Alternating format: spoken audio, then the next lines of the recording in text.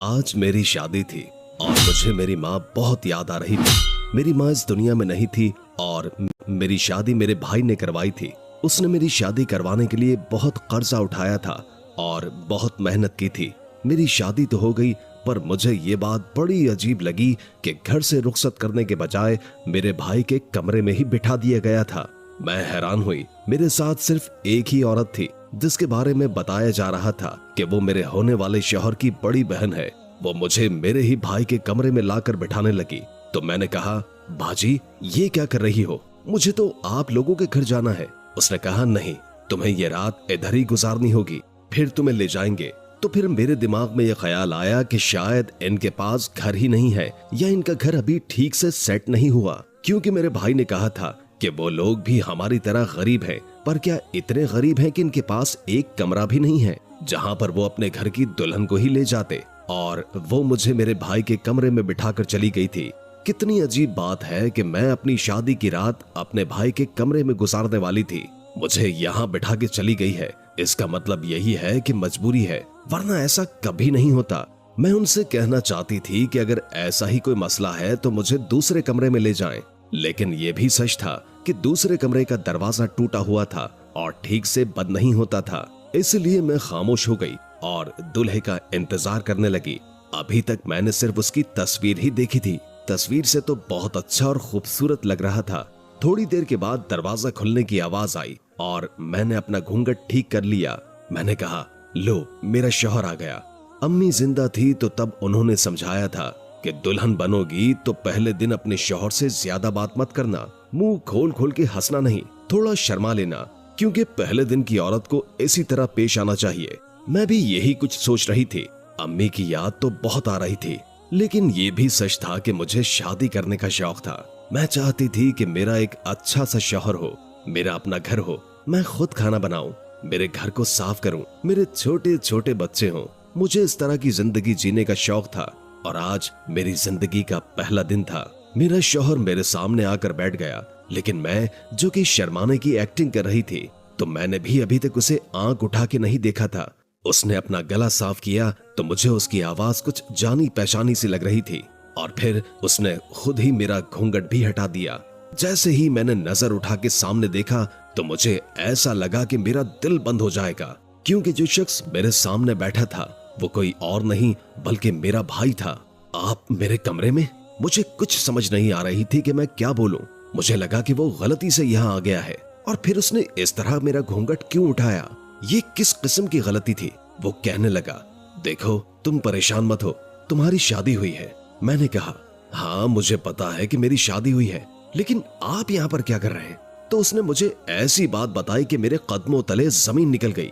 उसने कहा, ये लो, ये खत पढ़ लो। तुम इस खत को पढ़ना चाहती थी ना, आज खुद ही पढ़ लो। मैंने फौरन से वो खत उसके हाथ से ले लिया और इसे पढ़ने भी लगी। उस खत में जो लिखा था उसने मेरी पूरी जिंदगी बदल दी थी। मैं अपनी माँ की सगी बेटी नहीं थी, मेरा उनके साथ कोई रिश्ता नहीं था।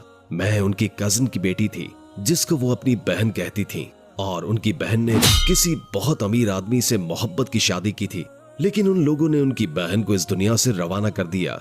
जायदाद के मामले थे, बहुत बड़े बड़े मसले मसाइल थे और मेरी भी जान लेना चाहते थे, लेकिन उनकी बहन ने किसी तरह मेरी मुंह बोली माँ, यानी कि जो मेरी माँ थी, जिसको मैं माँ समझती थी, उसके पास पहुंचा दिया और वादा किया कि मेरी बेटी का ख्याल रखना और उसको कभी ये पता ना लगे कि उसकी माँ मर चुकी है और बाप भी नहीं है, वरना ये नॉर्मल लोगों की तरह नहीं पल सकेगी और जिंदगी की दौड़ में पीछे रह जाएगी, क्योंकि ये समझेगी कि ना तो इसकी माँ है और ना ही इसका बाप है। यानी कि जो मेरी माँ थी, जिसको मैं अपनी माँ समझती थी, असल में मेरी खाला थी और अपने खालों को अपना बाप समझती थी, और जिसको मैं अपना भाई समझती थी वो मेरा कजिन था, और कजिन भी सगा नहीं था, क्योंकि मेरी माँ और मेरी असली माँ आपस में सगी बहनें नहीं थीं, बल्कि वो आपस में कजिन थीं, लेकिन बहनों से भी बढ़कर प्यार था। मेरे कजिन ने बताया, जो कि अब मेरा शौहर बन चुका था, उसने कहा कि अभी भी वो लोग तुम्हें तलाश कर रहे हैं, और मुझे लोगों ने कहा कि अगर मैंने तुम्हें अपने घर में बगैर किसी रिश्ते के रखा तो ये गलत होगा, क्योंकि तुम मेरी सगी बहन तो नहीं हो ना, और अगर उनके हवाले कर दिया तो वो सारा गुस्सा और बदला मुझ पर निकालेंगे, क्योंकि वो तुम्हारी माँ को भी बुरा समझते थे और तुम्हारे बाप को भी।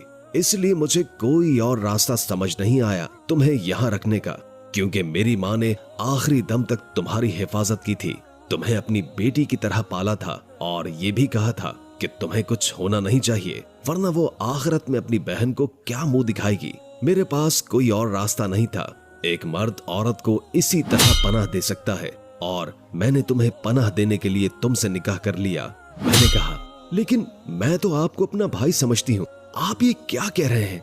उसने कहा, भाई समझने से क्या होता, लोग एक घर में रहते हैं, एक दूसरे को भाई कहते हैं, बहन कहते हैं, बाजी कहते हैं, बड़ा भाई कहते हैं, लेकिन फिर उन कजनों की आपस में शादी हो जाती है और वो अच्छी जिंदगी गुजारते हैं।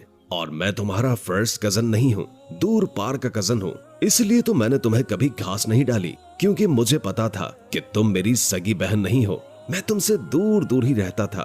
बात तो ठीक थी कि वो हमेशा मुझसे दूर दूर ही रहता था, लेकिन फिर भी ये सब कुछ बहुत अजीब था, अजीब से भी ज्यादा अजीब था। उसने कहा, तुम्हारी जान को अगर खतरा ना होता तो मैं ये सब कुछ कभी न करता, लेकिन तुम्हारी सारी जिंदगी हिफाजत की है, आखिरी दम तक करूंगा। मैं ये बात सुन ही रही थी कि मैं बेहोश हो गई। उसने भी नहीं सोचा था कि मुझ पर इतना बड़ा सदमा तारी हो जाएगा। डॉक्टर ने कहा कि मैं बहुत ज्यादा परेशान हुई, इसलिए मेरा बीपी शूट कर गया था। अब इस बात को 2 हफ्ते हो गए हैं। हम लोग एक ही घर में रहते हैं, लेकिन मैं उस कमरे में नहीं जाती, अपने कमरे में रहती हूँ, बात भी नहीं करती और साथ बैठकर खाना भी नहीं खाती, क्योंकि मुझसे ये सब कुछ बर्दाश्त नहीं हो रहा। मुझे इस रिश्ते को कबूल करने में बहुत ज्यादा मुश्किल हो रही है, इतनी ज्यादा मुश्किल हो रही है कि मैं बता भी नहीं सकती। अब आप लोग मेरी मदद करें और मुझे बताएं कि मैं क्या करूं। अगर शरीयत और माशरत की रूह से देखा जाए तो हम दोनों एक दूसरे के लिए हलाल हैं और मियाँ बीवी भी हैं, एक दूसरे के निकाह में भी हैं, लेकिन फिर भी मुझसे ये सब कुछ कबूल नहीं हो रहा। मैं ऐसा क्या करूं कि इस रिश्ते को दिल से कबूल करूं? ऐसी क्या बात सोचूं कि मेरे दिल को सुकून आ जाए? इस खानदान ने मेरे लिए बहुत कुछ किया है, मैं कुछ ऐसा नहीं करना चाहती कि इनको दुख पहुंचे, और वो अभी भी जो कुछ कर रहे हैं मेरी हिफाजत के लिए ही कर रहे हैं, क्योंकि मैं बहुत सारी जायदाद की मालकिन हूँ और मेरी जान को खतरा है, लेकिन फिर भी ये सब कुछ बहुत मुश्किल है। खुदा के लिए मुझे कोई वजीफा या कोई ऐसी सूरत बताएं जिसको पढ़कर मुझे सुकून आ जाए, और आप लोग मुझे बताइए कि मैं क्या करूं। मुझे पता है कि वक्त के साथ साथ शायद सब कुछ ठीक हो जाएगा, लेकिन अभी मुझे ये सब कुछ नामुमकिन लग रहा है, इतना नामुमकिन लग रहा है कि मैं बता नहीं सकती।